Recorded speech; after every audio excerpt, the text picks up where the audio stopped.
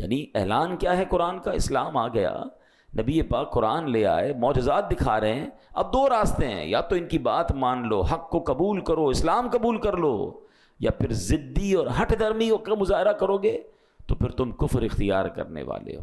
تو اے میرے پیارے اسلامی بھائیوں، کفر سے پلٹنے کے لیے بھی مطالبات جو کر رہے ہیں ان کو گویا تنبیہ کی گئی، وارن کیا گیا. اب لیکن ایک بڑا اہم سوال ہے اس پورے سینیریو میں، اب ذرا غور سے سنیے گا. دیکھیں نبی پاک سے تو کفار نے معجزات طلب کیے تھے اور پیارے آقا نے معجزے دکھائے، چاند کے 2 ٹکڑے کر دیے ہیں. کسی نے کہا کلمہ پڑھیں تو پیارے آقا کی مٹھی میں کنکر نے کلمہ پڑھنا شروع کیا. مطلب بہت سارے معجزات.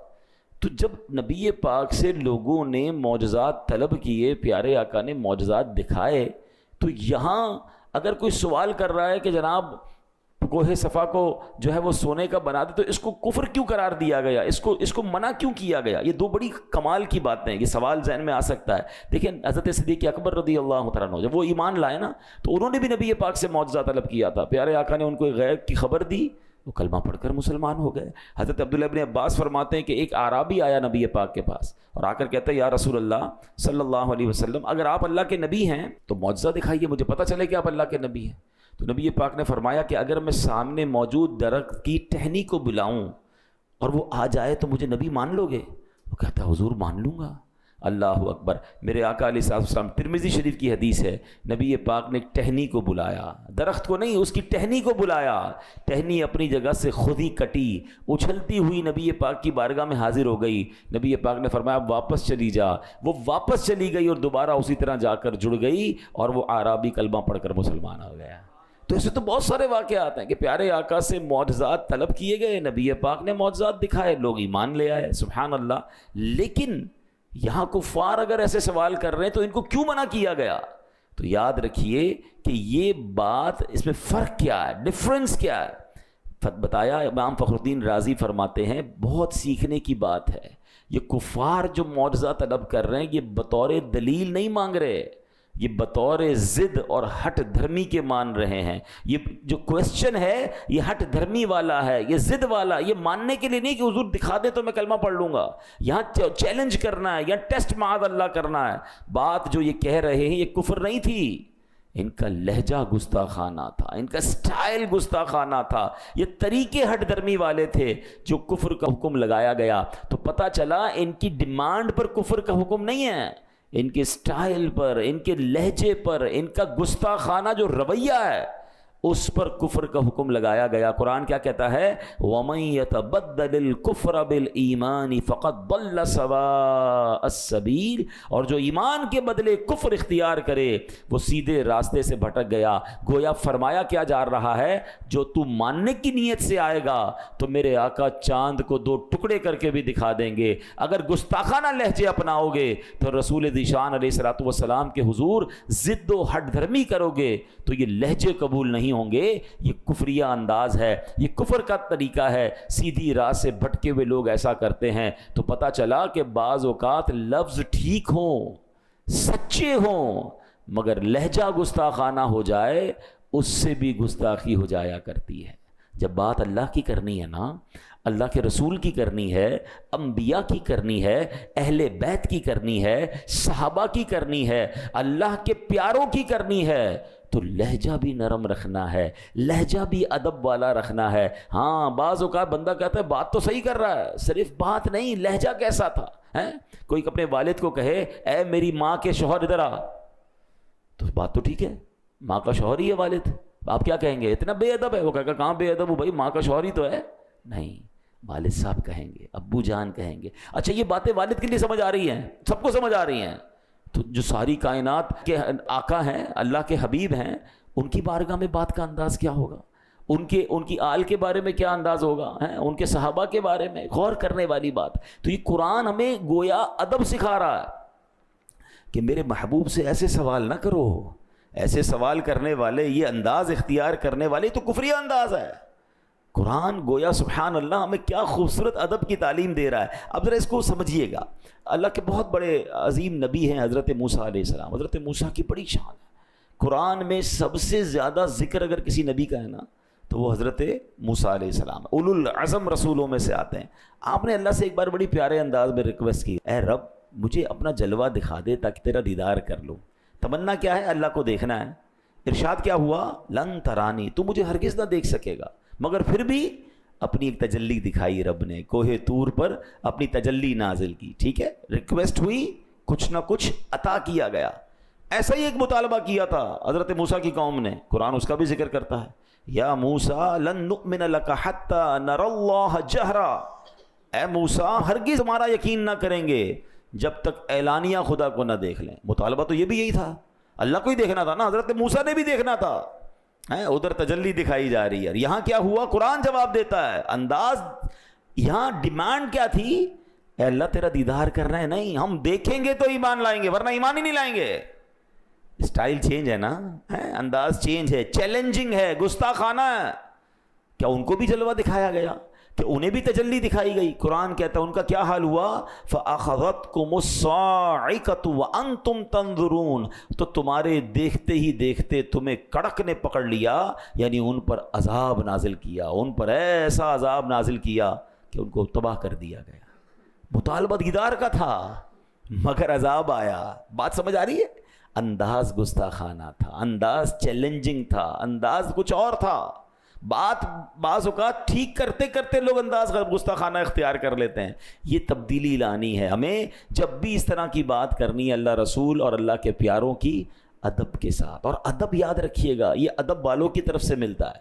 آپ با ادب لوگوں کے ساتھ رہیں گے نا تو پھر با ادب آپ بنیں گے. آپ بیٹھتے ہی ان کے ساتھ ہیں جو جارحانہ گفتگو کرتے ہیں, بے ادبی والی بات کرتے ہیں. آپ چیک کریں کہ آپ نے بیان بھی اس کا سننا ہے, آپ نے بیٹھنا بھی اس کی صحبت میں ہے کہ جب وہ اللہ کا نام لیتا ہے تو اس کا انداز کیا ہوتا ہے, جب وہ رسول کریم علیہ الصلوۃ والسلام کا نام لیتا ہے تو اس کا سٹائل کیا ہوتا ہے, ادب والا, پیار والا. صحابہ اہل بیت اولیاء کا ذکر ادب کے ساتھ کرتا ہے یا معاذ اللہ جارحانہ انداز ہے؟ وہ خود تو ڈوبے گا, ہمیں بھی ڈبا دے گا. ہمیں کیا کرنا ہے اس کے ساتھ؟ یہ قرآن کے ذریعے میں آپ کو گویا یہ پوری بات اب سمجھا رہا ہوں. اے میرے پیارے اسلامی بھائیوں, اب ایک بات یاد رکھیے گا, علم نفسیات میں ایک ٹرمینالوجی ہوتی ہے آرگیومنٹیٹیو پرسنالٹی. کچھ لوگ ہوتے ہیں جن کا مزاج ہی جو نا جھگڑالو ہوتا ہے, اس کا ہر بات میں اس کا سٹائل ہی جھگڑا والا ہوتا ہے. یہ باقاعدہ ایک پرسنالٹی کی کیٹیگری ہوتی ہے.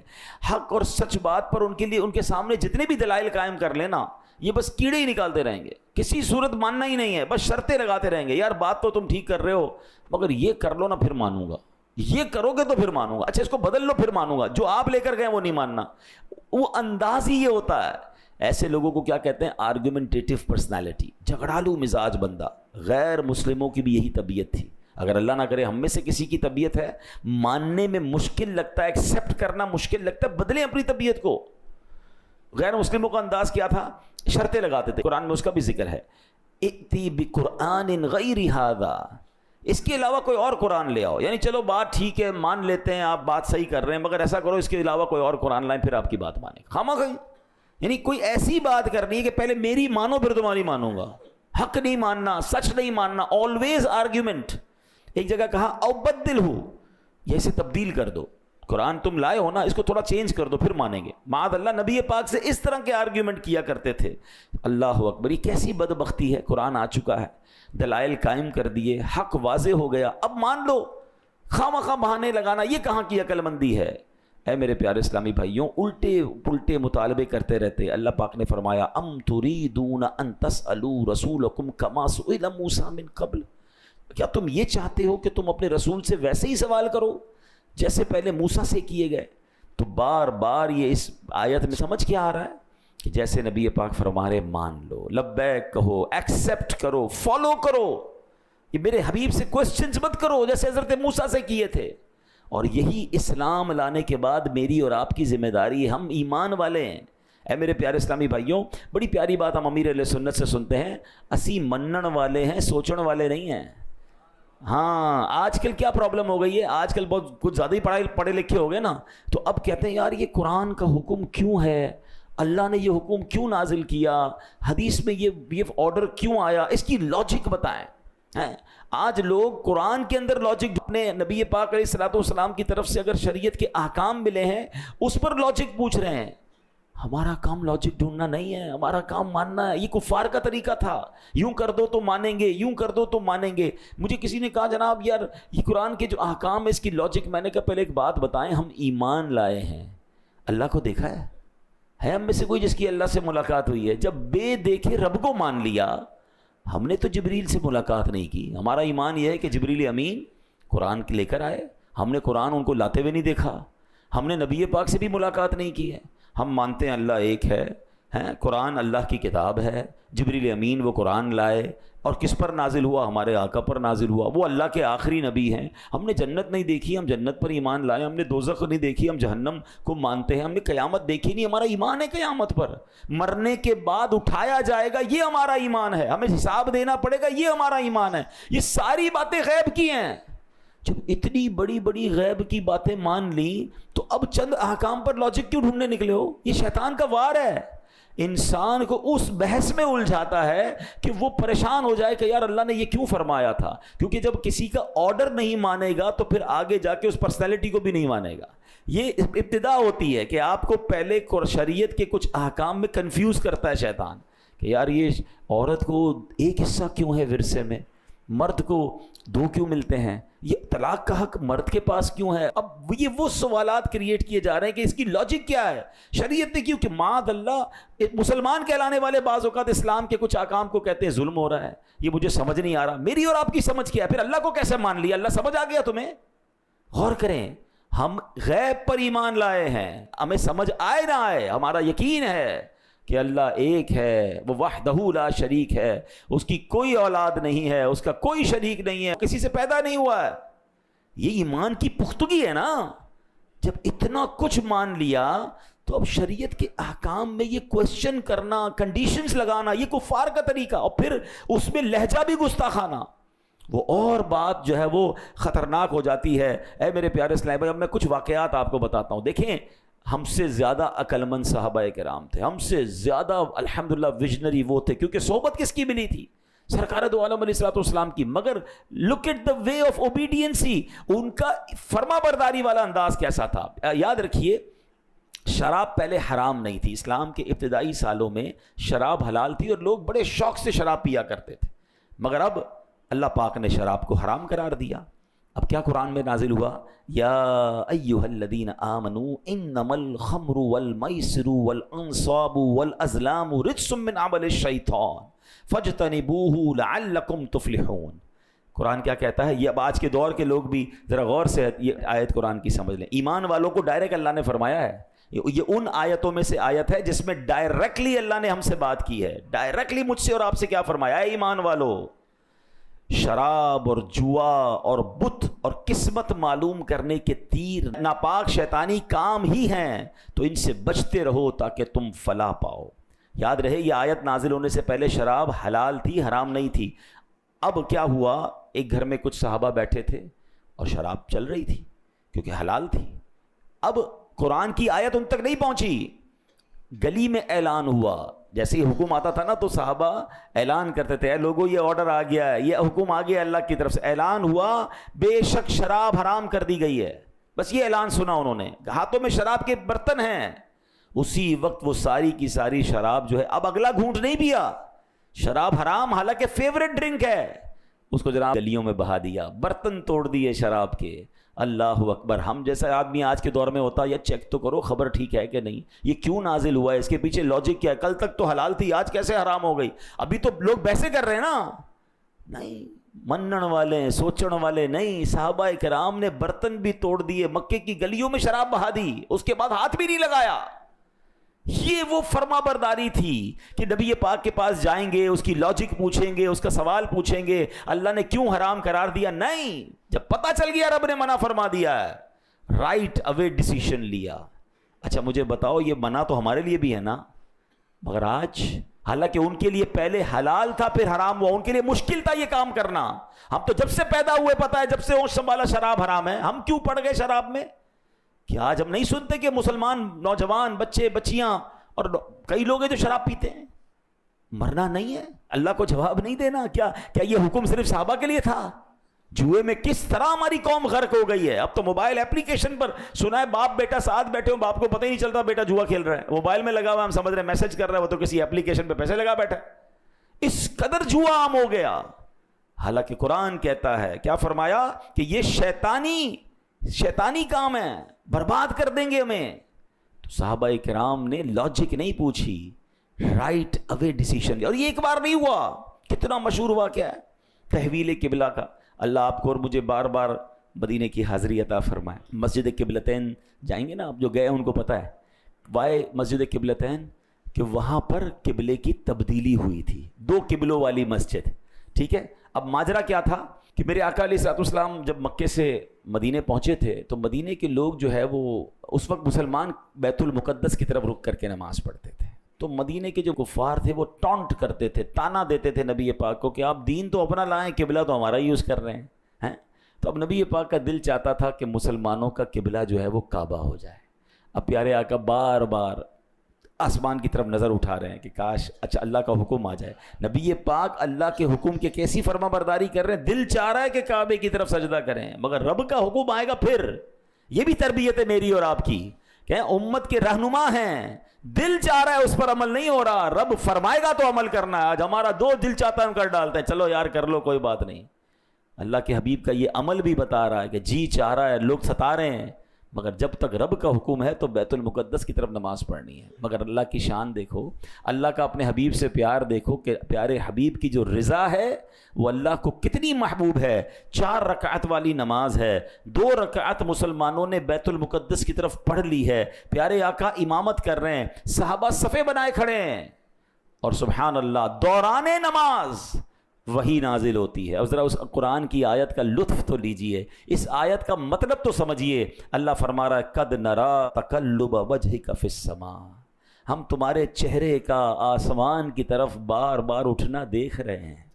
اے محبوب تمہاری اس ادا کو دیکھ رہے ہیں جو تم بار بار آسمان کی طرف نظر اٹھا رہے ہو کہ ابھی حکم آ جائے, ابھی حکم آ جائے. اب انداز دیکھیں, ارے اگر یہ نعت نہیں ہے تو نعت کیا ہے کہ قرآن میں رب اپنے حبیب کی شان کیسے بیان فرما رہا ہے. قد نرا تقلب وجہک فی السماء, ہم تمہارے چہرے کا آسمان کی طرف بار بار اٹھنا دیکھ رہے ہیں. فلنولینک قبلۃ ترضاها, تو ہم ضرور تمہیں اس قبلے کی طرف پھیر دیں گے جس میں تمہاری خوشی ہے.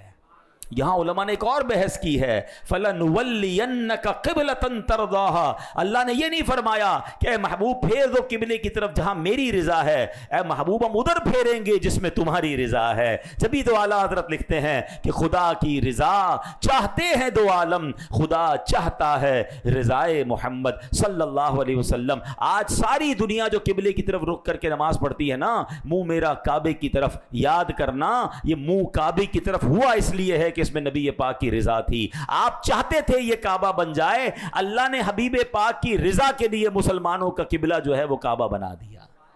مگر ایک بڑا کمال کا سوال ہے, یہ کب ہوا تھا؟ 2 رکعت کے بعد, بٹوین دا نماز, ڈیورنگ دا نماز. اور نبی پاک نے, اچھا یہ چینج کتنا بڑا تھا اب اس کو میں سمجھاتا ہوں آپ کو. اگر مثال کے طور پہ میں قبلہ رخ بیٹھا ہوا ہوں اور میں نماز کے دوران 5-10 ڈگری چینج ہو جاؤں تو اٹس ناٹ بگ ڈیل, پیچھے والوں کو بھی تھوڑا بہت ایڈجسٹمنٹ کرنا ہوگا. ایسا نہیں تھا, یہ 180 ڈگری کا ٹرن اباؤٹ تھا. یعنی اگر کعبہ ادھر تھا تو بیت المقدس ادھر تھا. یعنی نبی پاک نماز کے دوران اباؤٹ ٹرن ہوئے ہیں. اللہ اکبر. صحابہ کرام نے پوچھا نہیں کہ حضور یہ کیا ہو رہا ہے. نماز میں تو بات بھی نہیں ہو سکتی نا, اناؤنس بھی نہیں ہو سکتا.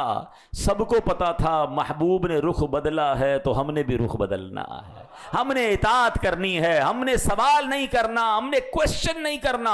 سبحان اللہ, سارے صحابہ نے رخ بدل لیا. نبی پاک نے آگے آ کر پھر 2 رکعت امامت جو ہے وہ کعبے کی طرف کی, مسجد قبلتین. آج بھی وہ کہانی سنا رہی ہے. جائیے مدینہ منورہ میں, ایک محراب ادھر ہے, دوسری محراب اس کے بالکل اپوزٹ ہے, اور بتایا جاتا ہے کہ ادھر نماز ہو رہی تھی اور دوران نماز یہ اباؤٹ ٹرن ہوا. اب بڑا لاجیکلی کوسچن ہے, مجھے آج مسجد میں عصر کی نماز کا وقت بدلنا ہو, اعلان کرنا پڑتا ہے کہ جناب اب عصر کی نماز 15 منٹ کے بعد ہوگی, بغیر اناؤنسمنٹ کیے کوئی جماعت کا وقت بدل دے, نمازی ناراض ہو جاتے ہیں کہ جناب یہ کیا بات ہوئی, آپ کو پہلے بتانا چاہیے تھا, ہماری جماعت چلی گئی ہے.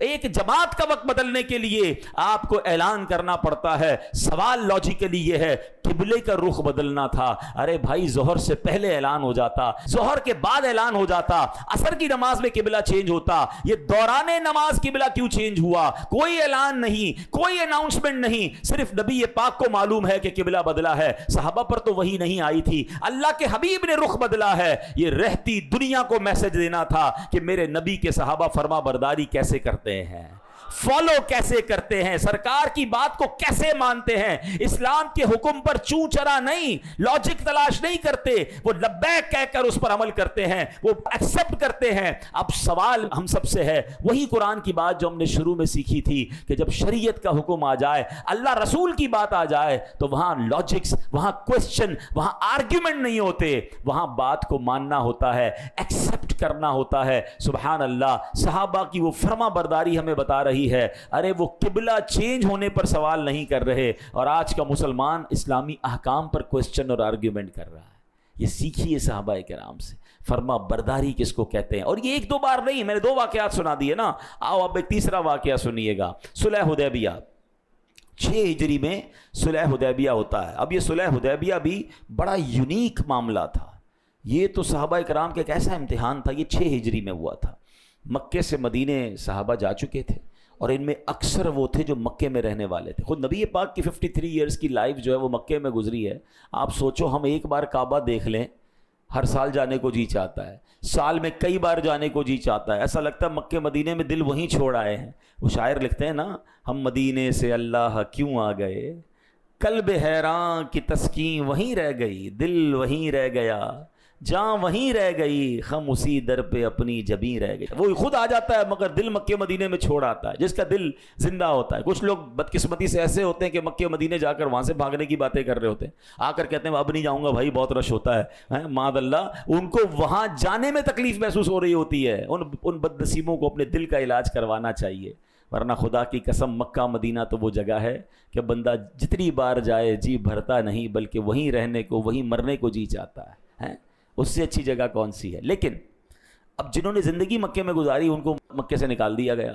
بڑی تکلیف کے ساتھ مدینے گئے تھے. 1400 صحابہ عمرہ کرنے آئے، مگر عمرہ نہیں کرنے دیا گیا. حدیبیہ مکے کے قریب ہے، ان کو انٹرسیپٹ کیا گیا. بڑی شرائط طے ہوئیں، بڑی کوشش ہوئی کہ بھئی احرام بھی پہن لیا ہے، اب تو مکے جانے دیا جائے، مگر نہیں جانے دیا گیا.